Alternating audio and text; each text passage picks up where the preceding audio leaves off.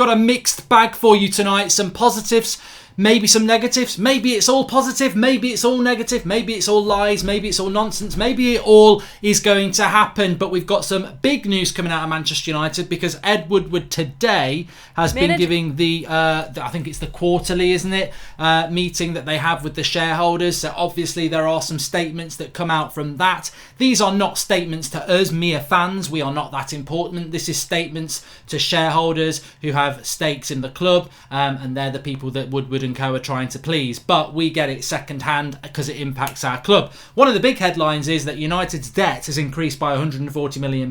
Now, look, whether that's because the Glazers have taken money out of the club, I don't really necessarily think that's the case. I think it's to do with maybe the drop in the value of the pound, maybe not being in the Champions League, numerous reasons. But the reality is it just highlights the fact that we do have debt, and Manchester United are heavily in debt, and we are owned by people who put us into debt. So whether you are relaxed about the fact that the debt has increased by 140 million, whether you think it's just a sign of the business times or whatever, the reality is debt. We are in debt. We've been in debt the whole time since they bought us. So, you know, I don't like that. I think that's a bad thing. But Ed Woodward has spoken about world-class signings, and I think this is where at this stage I think most Manchester United fans are going to have to make their mind up about whether they believe this statement or not. What he said is that Manchester United want to win trophies with fast, fluid, attacking football, with a team that fuses graduates with world-class signings. Now, that statement sounds great, doesn't it? Fast, fluid, attacking football,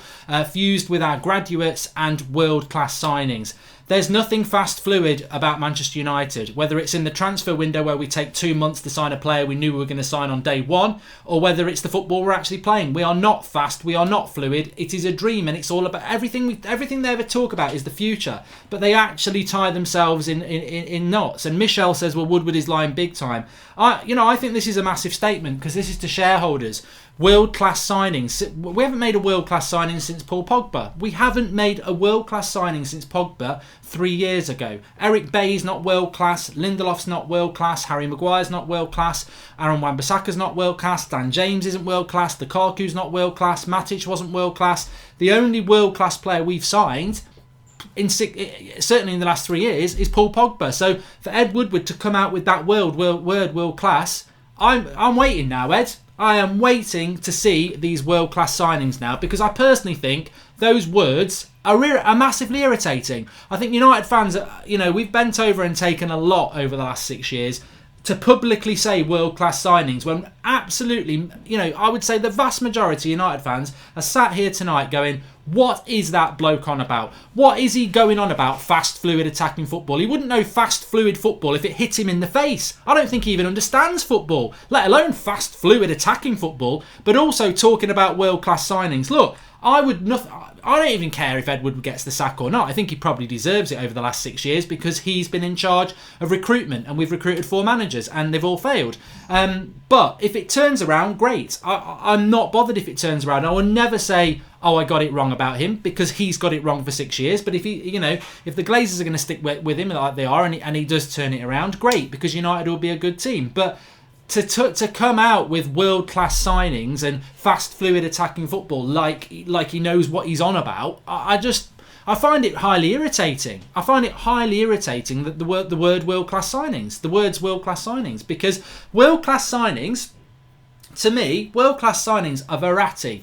World-class signings are Dybala. World-class signings are Mbappe. World-class signings are not Dan James, Wan-Bissaka, Harry Maguire, James Maddison, Haaland, all of players that I want us to sign, but they're not world-class. They may become world-class. Look, what's your definition of world-class for a start? Because for me, world-class, there's only about 10 to 20 players that are world-class at the moment.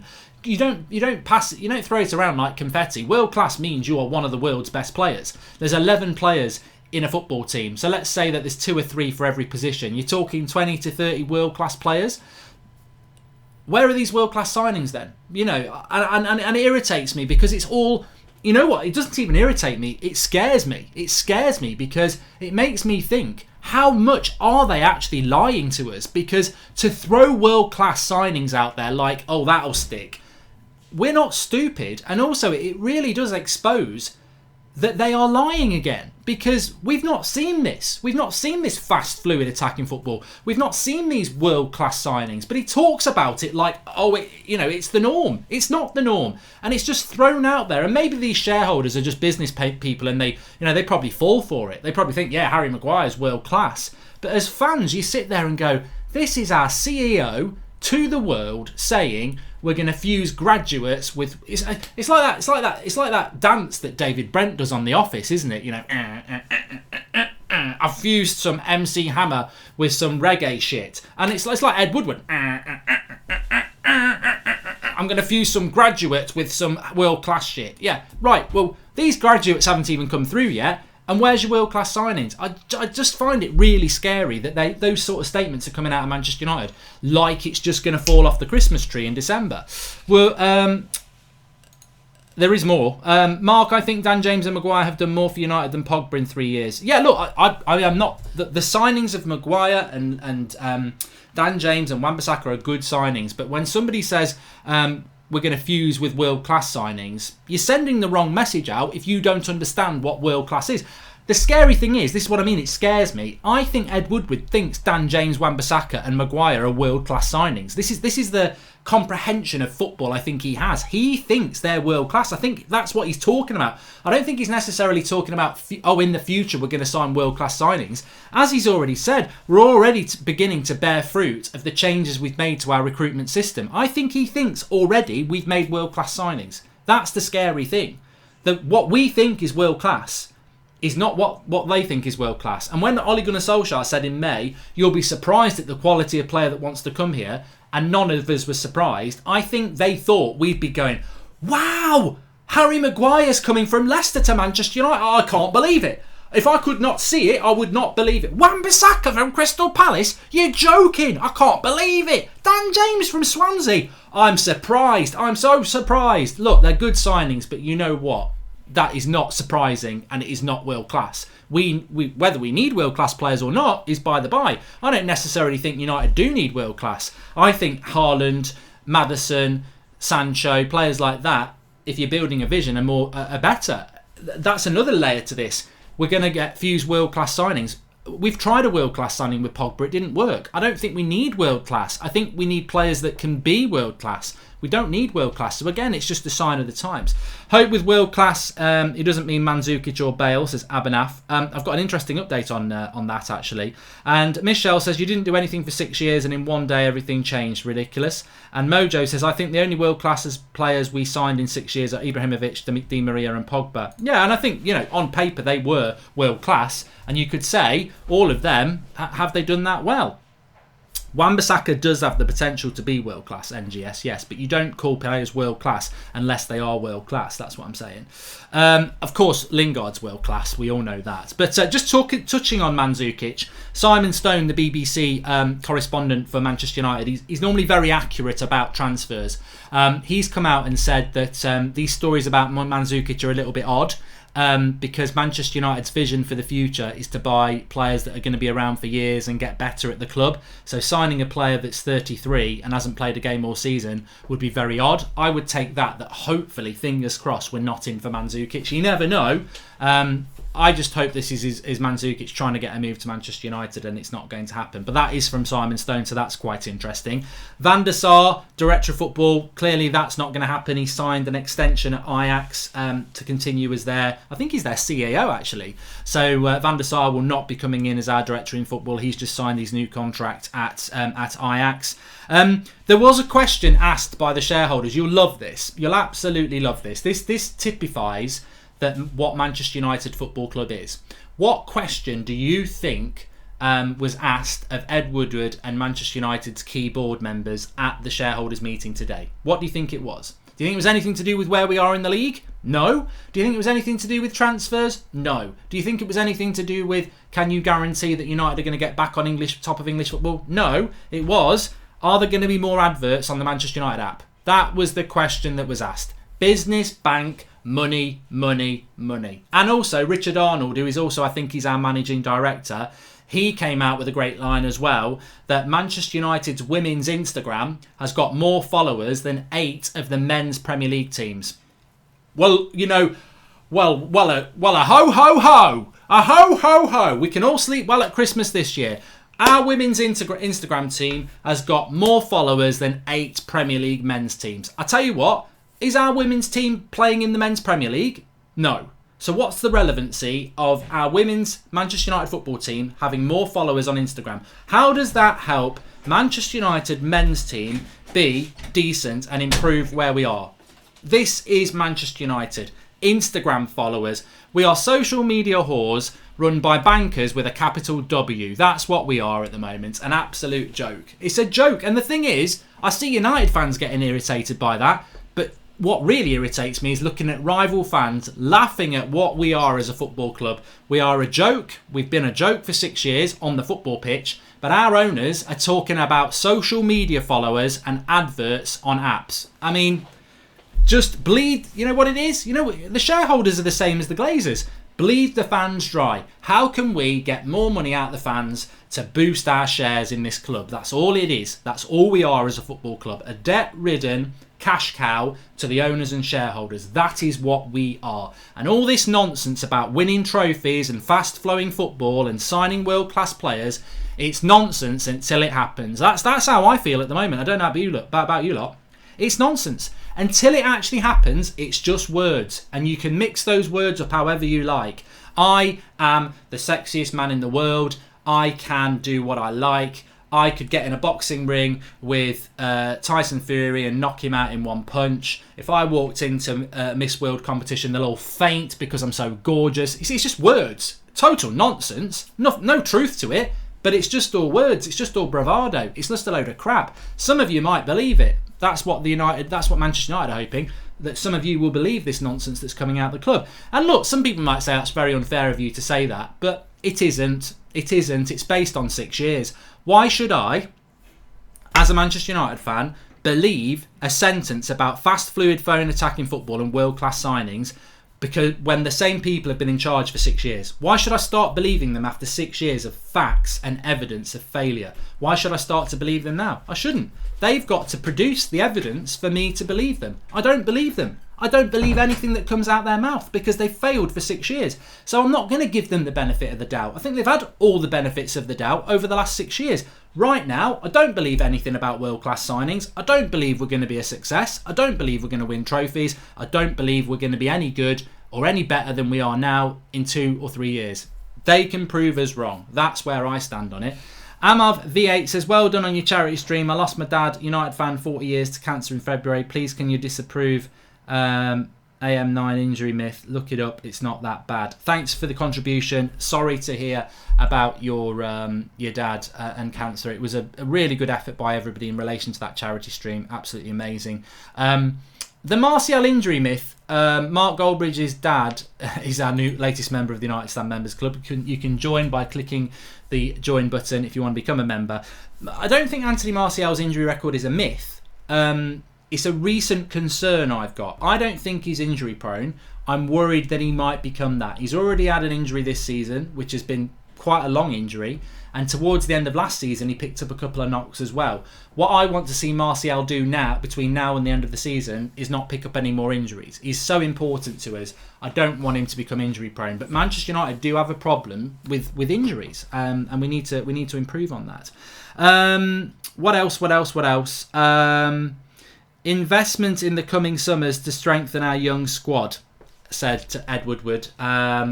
Again, future talk. Investment in the coming summers to strengthen our young squad. I love this statement more than any of them, really. I think it's right up there with win trophies with fast, fluid and attacking football, fusing graduates with world-class signings. You couldn't get more inaccuracy in a statement if you tried. But this one's even better. We're going to invest in coming summers to strengthen our young squad. To me, that just says, keep buying our merchandise, keep swallowing our shit, because all we're ever going to talk about is the future. In the future, we're going to sign more players to go with our team that's going to be good in the future. Young team now that in the future is going to be good. And on top of that team that's going to be good in the future, we're also going to buy players in the future. It's basically saying, sit back, stop moaning, and just keep accepting mediocre performances because in the future it's going to get better. Nah, sorry, it doesn't work like that. It doesn't work like that. You've been at this job for 6 years. Start delivering something now. Start delivering the vision now. Not in the future. Not in your future summers. Why should we believe in your future summers when the last 2 summers your net spend's been 60 million in both? So shove your future summers right where it don't shine. It's raining in those summers because 60 million net spend. People aren't stupid. You keep quoting Harry Maguire for 80 million. You keep quoting Wan-Bissaka for 50 million. Oh, we've spent 150 million last summer. No, you didn't. No, you didn't, because you sold Lukaku and a couple of other players and your net spend was 60 million. So, all this we're going to spend more in the future. We're really happy with our recruitment. Of course you're happy with your recruitment because you're spending next to nothing. You're reducing your wage bill and you're spending next to nothing. That's how you're dealing with your debt. People aren't stupid about Manchester United anymore. It's all about future. And what's going to happen next summer? I'll tell you what's going to happen next summer. I'll predict this now. We will spend about £200 million next summer. And everyone will go, we've spent 200 million. But you know what's going to happen? We're going to sell Pogba for about 150. So our net spend will be 50 million again. And it'll be, we've spent 200 million in the summer. Wrong answer. For the 3rd summer in a row, you've spent next to nothing. 50 million net spend because you've sold Pogba for 150. You can see it coming a mile off. And some mugs will believe that we've spent 200 million because we have spent 200 million, but they won't factor in what's going out the door. And it might not just be Pogba. There might be another player that we get rid of, like a Matic for 20 million. We might get rid of somebody else for about 20 million as well. And we might end up, with no net spend at all. It's just nothing. Equals it out.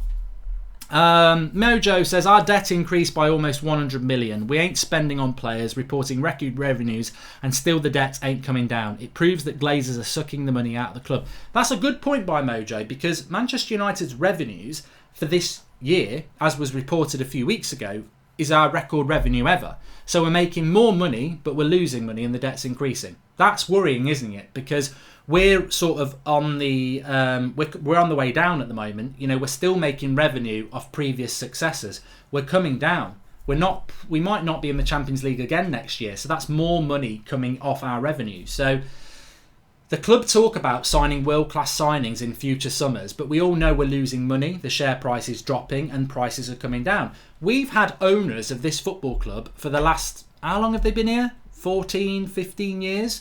And they haven't spent that much considering to what the profit that's come into the club. And yet people think they're suddenly going to start spending more than they've ever done on a club that's losing money and, the share price is dropping. There may be trouble ahead. For all you non-finance heads, a lot of debt can be very good, says Kaylin Preston. Well, I worked in the financial sector, Kaylin, and I've got to disagree with you there. I think that you can have debt that's fine if you've got a business model that is, making profit. Of course, a lot of businesses run in debt. That's absolutely fine. But where you're wrong on this is that Manchester United Football Club was not in debt before these people bought us over. And a lot of football clubs, whilst they carry debt, is because they carry debt because of wage bills, etc., and their revenue doesn't match what their outgoings. Manchester United as a football club, if we had not been bought by somebody who put us into debt and we were bought by people who started on zero, we never would be in debt because we make more money than we spend. The trouble is these non-United fan businessmen put us into hundreds of millions of pounds of debt, and have got no intention of clearing that debt. So it's not a good thing. I'm not disagreeing with you that businesses can be in debt and function absolutely fine. It happens a lot. The issue with United is we've got these people who put us into debt and have got no intention of bloody doing anything about it. It's just money in their pocket, isn't it? Pogba out 150 million, Eriksen in for 50. Would that mean 300 million to spend in the summer? Stuart Pothbury, I cannot see Manchester United spending net over 100 million for any summer. I don't think we will. We've not done it for the last 2, and I don't think we'll do it. I don't think we're going to spend net 100 million, which means 100 million profit. If we sold Pogba for say 150 million, I think we would spend 100 of it, and 50 million would go into the pocket of the club. I don't think we'll ever spend more than 100 million pounds again. So that's how I feel about it. We should have gotten Cristiano for Lukaku, says D1 Soccer King. Why owe 500 million when you can owe 1,000 million, says Leslie Lai. I was speaking to my mate before about how the atmosphere in Old Trafford has changed. You look at the start of a game at Anfield, they play songs to the crowd. At Old Trafford, it's silence as NGS and Venom's X. Look, Manchester United have got the best fans in the world. The away support is the best in the Premier League, bar none. Our fans are fantastic. But there is, I don't care what anybody says, there is a discord, whatever's the word, disconnect, between the club and the fans. There is a disconnect between the club and the fans. There is not a fusion there. Solskjaer was meant to be it, but the trouble with Solskjaer is, and we all want him to be successful, I think initially it was Ollie's at the wheel. We've got that glue between the club and the fans in Ollie, but what we've seen over time, and this will happen with any manager, is they've got to champion Woodward, they've got to champion the Glazers, because that's who pays their wage, and then the disconnect continues, and we haven't got that. Sir Alex Ferguson was very good at it, because even though the Glazers were in charge, Sir Alex Ferguson was always a big champion of the fans, and also we were champions on the pitch, so it was easy to keep that connect. But since Sir Alex Ferguson's left, there has been a detachment between the club and the fans, and I think the fans try to get that connection back, and I think the club tries to get it back, but the reality is there is a disconnect there, and there's many reasons for that. There are many reasons for that. Just very quickly, there was a story out today that Alf-Inge Haaland, who is Erling Haaland's father, had visited Carrington, and there's a bit of a buzz around that, maybe meaning he's coming to Manchester United. I don't know how true it is that he's visited Carrington. We'll have to wait and see. But he is the sort of player that Manchester United should be signing, without a shadow of a doubt. And that's the sort of player that... See, I wouldn't even describe Haaland as world class. This is why I don't like the statement world class signings. He's potential to be world class, and he's exactly what we should be looking at signing.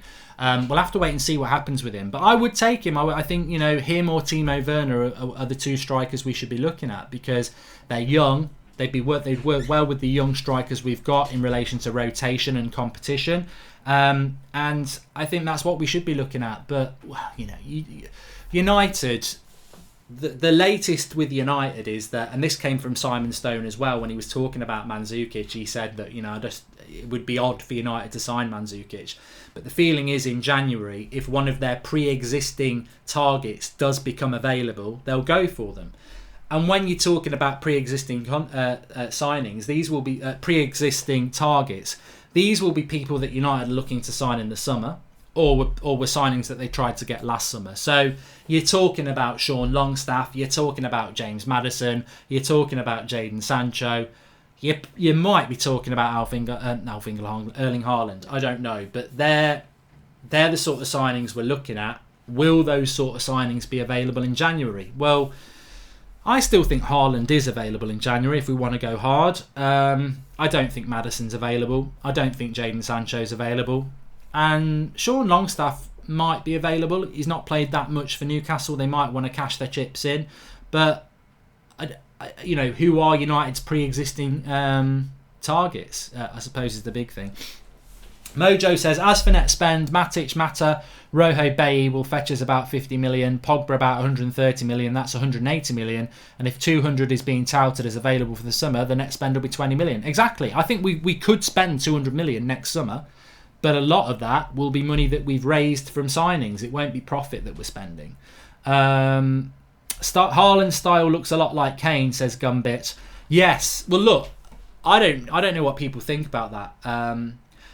Look, people say Maddison, 80 million. People say Jadon Sancho, 80 million. People say Harry Kane, 160 million. We ain't going to sign two of those players because they're massive signings and we need to sign 3 or 4. I would love Harry Kane to be at Manchester United. I mean, Roy Keane said it for a reason a few weeks ago, because he's a fantastic player. But Haaland is the right player to go for. We can't get Harry Kane. I'd love Harry Kane at United. And I know he's got his weaknesses, but he's got his strength as well. I mean, there's a player that, wants to play football. I sometimes think Harry Kane comes back too early, like the Champions League final. He wasn't ready for that, and I think Spurs suffered for that. But he wants to play football. He's a leader. He's a goal scorer. He would be brilliant for Manchester United in that number 9 role. And I know we've got Martial there, but you do need other players. What if Martial gets injured for another month? What if Martial goes out of form? We do need another number 9. Rashford cannot play number 9. Greenwood's probably not ready to be playing number 9 yet. You've got to play him off the number 9 or on the wide. So a striker like that would be good, but Haaland's not even 19. He would be perfect, absolutely perfect, and he does have similar traits to Harry Kane. So, you know, do you want to spend £160 million on Harry Kane, or do you want to go and spend about 50 on Haaland, who can be the next Harry Kane and be our player? You know, Harry Kane's a Spurs player. Harry Kane is already established for me, and I think Harry Kane is world class, by the way. I would class Harry Kane as world class. But Haaland can become that. So I think that's a good comment. Carl Rojo says, people have been put on the cross for less than what Edward has got up to. Absolutely lying disgrace. Right-hand man to the devils from America. Harsh, but someone might say fair. And Humi says, we have to accept football is a business, always was, always will be. Money is name of the game, from the players to the owners to the groundsmen. Players, it's basically a job. Owners are money men. I know it's hard to accept. I think the problem with Manchester United, Humi, is that it's so prevalent. It's so obvious. When you look at Liverpool, their owners haven't taken much money out of the club since they've been there and have focused on getting the club successful.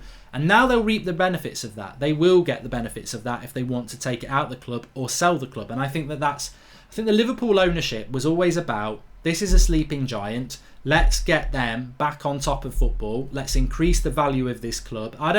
Let's pretend that Liverpool was bought for 100 million. It was more than that, but let's pretend they were bought for 100 million. In 6 years, they're probably now worth 400 or 500 million. That's a massive increase, and that's how their owners approached it. We want to take this big football club that's not successful and make it one of the best teams in the world, and then we've increased our outlay. What our Manchester United owners did, they took one of the best teams in the world and they just gradually bled it dry over the last 15 years. And now they're like shocked that we're no longer one of the biggest clubs in the world. But you've not acted like a big club. You've kept trying to do it with with bad decision makers, and now we're suffering from that. So I think the problem with United is you don't see Liverpool, you don't see Manchester City, you don't really see Arsenal in the same way that United are. And some of those clubs are doing that. I think Arsenal are like that. But with United, it's so high profile how much of a joke we are as a club in the way that we're run. And it's irritating because we've got great fans, and they do get irritated by it. But such is life, I suppose. Such is life. Well, no, it's not such as life, is it? It's just very interesting, irritating. Please do smash a like on the video, by the way. Sorry, we're not doing a call-in tonight. As you can see, I'm wearing my kit because I'm playing football at 9 o'clock. I've got to go and play football down the road, so I didn't want to do a call-in because I didn't want to be late for it. So I'm just going to do a bit of five-a-side, which will be good fun. James McLean would be a good signing, says AJ Leahy. Why? We should sign... no. Can't be a coincidence that we got so many injuries. Has to be a problem with the training and the coaching staff, says Eliza. We have had a problem with that coaching and our injuries for a very long time, and I don't really know the answer to it. I think there is a few issues at Manchester United around that. Humi says it might sound controversial, but I would accept a few barren years if I could guarantee this club was still going strong when I am old and grey. I do not want to risk and become a Rangers Leeds. You need good people. Manchester United is selling a vision, and I think some United fans, myself included, are happy for that vision to sit back. You know, I would agree with Humi on that. I would take another 3 years of mediocrity if I knew in 3 years we were going to be back on top and start, dominating English football again. The problem is when there's 3 factors to this that I have a problem with. The first one, that squad and those players I don't trust. The second one is Ole Gunnar Solskjaer and his coaching staff are massively inexperienced, so there's no guarantee they're going to be success. And then the third issue, and the biggest of the lot, is that the people who want us to be patient and give them 3 years are the same people that have been in charge for the last 6 years and gradually took us from a position of being champions of England to being in the worst place we've been in for 30 years. So I would happily wait and watch this club regrow, but I have no confidence in it for those 3 reasons. That squad's not good enough, I'm not convinced the coaching's good enough, and I'm definitely sure that the owners and the CEO are not competent enough. So where is the evidence that they're going to turn it around? They can turn it around, miracles can happen, but there's 3 things there evidentially that you would go, the likelihood of this, if it was a percentage, what's the chance that in 3 years' time United are going to be fighting for the title or anywhere near the title? I would say at the moment it's down at like It's not 50-50. It's probably a 25% chance. There's a 75% chance we're going to be in the same position we are now, with a different manager, but the same people in charge. Why are we focusing so much on strikers? It's clear we need to spend on the midfield. I'm happy with our strike force, at least until the end of the season, says Progressive Dad. And I think that's a great point by Progressive Dad. And welcome to the United Stand members group, Samya Gayam. That is a very good point. You know, I said this on Saturday on the video I did. My priority signing is a CDM, and then a box-to-box, and then a right winger, and then a striker. And we are focusing on a striker, but it's not even the priority position. And I think in the summer, Wan-Bissaka was a good signing, but it wasn't. Right back wasn't the priority. Centre back wasn't the priority. Dan James. I mean, what was Dan James? Is he a left winger? Is he a right winger? I mean, I suppose you could say Dan James is our right winger. We've solved that position. So, you know, maybe we've already got a right winger, but we needed a CDM in the summer. We didn't get it. And we need a CDM now, and we're talking about striker. So you make a good point. You know, where is this centre defensive midfielder? And it can't be Sean Longstaff. It's got to be, in Woodward's words, we need a world-class centre defensive midfielder, because that will improve the team.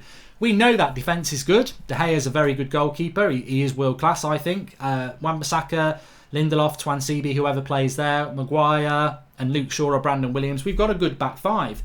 We've got a very exciting front three with James and Rashford and Martial. But our midfield isn't good enough. It's the mint with a hole, and we're not addressing that. You know, I'm worried about the next few weeks, not because I'm happy with our front three. Rashford's banging form, Martial's banging form, Daniel James is banging form. Our back five is good, but we'll lose games because of the midfield. That's what I'm worried about. If McTominay's injured and Pogba's not back yet, that midfield is weak. That's where we need to improve. We're always 1 or 2 injuries away in that midfield from real problems, aren't we? And Dennis G is right. What's the point in getting strikers if you cannot get the ball to them? Spot on, pal. Spot on.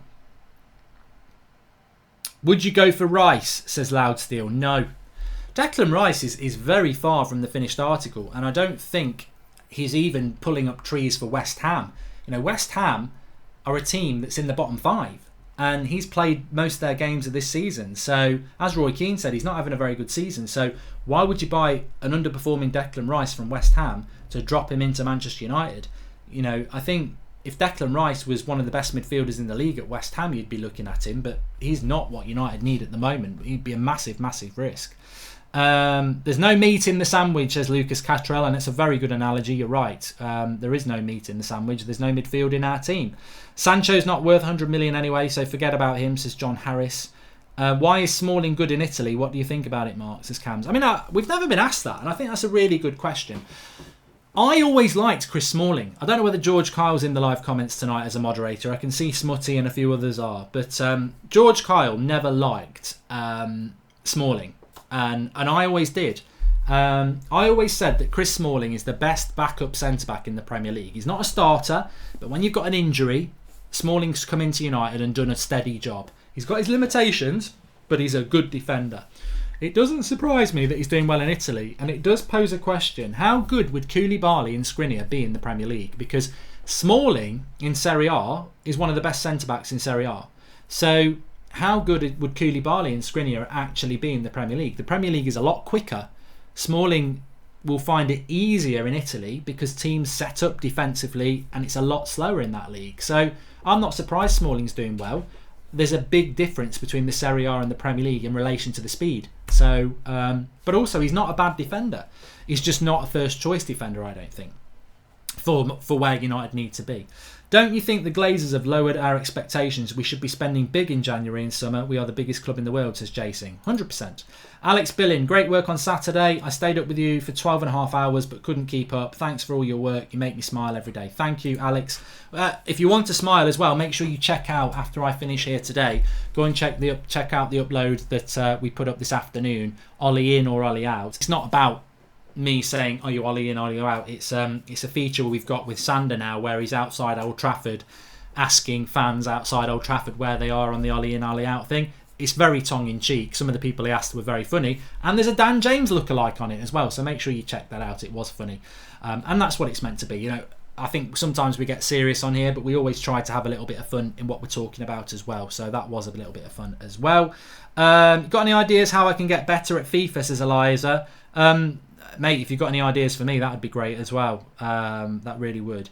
Van der Beek, Bruno Fernandes and Sancho, problem solved, says Amtar. I mean, that's the thing with the midfield, isn't it? The meat sandwich. There actually is. I mean, did you see that finish from Bruno Fernandes against, I know it was it Luxembourg, but the technique was superb. I mean, why we've not gone in for Bruno Fernandes, I don't know. Van der Beek would be very, very good for us. If you don't want to go for Sanchez, Ziyech would be a good signing. There's so many midfielders out there that would be good for United. So many. But are we actually looking beyond Brexit? You know, are we looking outside of Europe? I'm not so sure. Sanders' video was funny, says Aziz Gaming. It was very, very good. That guy says, look at Mark's hair from 1.5 years ago and now it's gone grey from stress for this club. Look at Ole Gunnar. It is going grey. But look at Ole Gunnar Solskjaer from a year ago to now. It looks totally different. It is a stressful job, isn't it? Who me cannot remember, but I think it was Daley Blind. Do you remember the press conference when signed and the main talk was about his Twitter following going up to tenfold? The whole mentality has changed. Look, this is why Jesse Lingard will get a new contract. This is why they're desperate to get Paul Pogba to sign a new contract. If Twitter didn't exist and social media didn't exist and merchandising didn't exist, so Pogba's not the face of Adidas, Lingard's not this big Instagram star, right? None of that exists anymore. It's 20 years ago. It's just about what you do on the pitch. Do you think United would be giving Paul Pogba a new contract based on the last 3 years? I don't think they would. I think they'd be like, you've still got 2 years left on your contract. Let's see what happens. But we're not giving you a new contract because really you've not been that good, have you? As for Jesse Lingard, what has he done since the last contract? Nothing. So, and I know that some people would say that's harsh, but I don't think either of them would deserve an increased new contract at this moment if it was just to do with football. But it's not, is it? It's to do with, look how popular they are on social media. Look how they can benefit us as a club because of that merchandising opportunity. And that's why we're looking to give Lingard and Pogba new contracts, because the merchandise marketing appeal is huge. Ben Matheson says, me and over 35 other fans and increasing will be protesting at Old Trafford in our United stand green and yellow shirts at the Villa game. Come join us. I think he's a bit tongue-in-cheek there. Ollie said that he thinks no, he didn't, Luke Haynes. Although midfield has a visibly gaping hole, we're severely lacking a world-class clinical striker. Imagine all the chances Rashford squanders. Azim, I think a lot of that's to do with missing Martial, though. I think the quality of balls that were coming into the box when Rashford was playing at number 9, if we keep doing that with Martial, he'll either assist somebody else or he'll score those goals. So I think Martial will solve those problems. And I'm very excited to see how United do react over the coming weeks. With Martial in the team. I personally think, forgetting all this nonsense from Woodward and the board and this selling this bloody dream that's from fairyland, let's talk about the football for a moment on the pitch. You look at those games, Sheffield United, Aston Villa, I do think we're going to win both those games. I think we've got too much quality to beat those teams, especially in our front three against their defences. Spurs and Man City are going to be very interesting, but you go into those with 3 Premier League wins in a row if you take the Brighton one into account. I don't see how United will not beat Sheffield United and Brighton, because if you look at and Villa, because if you look at when we were struggling with Rashford up front, we were still putting decent balls into the box. I remember Southampton when we drew, and I think Rashford played up front in that game, didn't he? I think Martial was injured by then. Maybe it wasn't Southampton. I don't know. I think it was Southampton actually. And Rashford just wasn't. Rashford's clearly a winger. He's not a striker. So now that we've got Martial, if Dan James is still putting those balls into the box, I think we will score. I think we're going to score 2 goals against Sheffield United, and we're going to score 2 goals against Villa, and I think that will be enough to get us 3 points, because I actually have confidence in our defence not conceding 2 goals. So. Yeah, and we can beat Spurs as well, JT Music. My prediction and my expectation, and they're 2 very different things. I think we're going to beat Sheffield United, we're going to beat Villa, we're going to beat Spurs, we're going to lose to City, we're going to beat Everton, and we're going to beat Watford, and we're going to get 5 wins from 6. And I tell you what, it will be disappointing to lose the derby, but 5 wins from 6 is a very good run compared to what we've been doing since last March. So that would be improvement, and that would be something to build upon. So that's what I'm expecting. I know a lot of people will say, well, when have we ever done that? And we haven't done that since Ollie took over, but I think we are going to do that, and I think we've got to be thinking that. You are letting your expectations go too high. We've been failed a lot by the board. Don't let the expectations go too high, says Freestyler 7869. Well, I disagree with that, and I have said this a lot, and people know I've said this a lot. Never let your expectations drop, because they're trying to drop them. Then people at the top want your expectations to drop because it makes their job easier. Ollie wants your expectations to drop. Woodward wants your expectations to drop. And the Glazers want your expectations to drop, but they want you to keep supporting the club and spending the money. Because if you're spending the money, their revenue still keeps going in, but they don't have to spend as much. And you know, if you think we're a club that should be battling for 6th, they've won. If you think we're Manchester United, one of the biggest clubs in the world, this is a disgrace and we should be fighting for titles, then they don't win. I know at times it's hard, but you've got to keep your expectations up, because that's where we should be. We are the Juventus of the Premier League. We are the PSG of the Premier League. We are the Real Madrid of the Premier League. We are the Bayern Munich of the Premier League. We're the biggest club in this league. We're not the best club in this league, but we're the biggest club in this league, and we should be fighting for the title every year. So, and our revenues show that.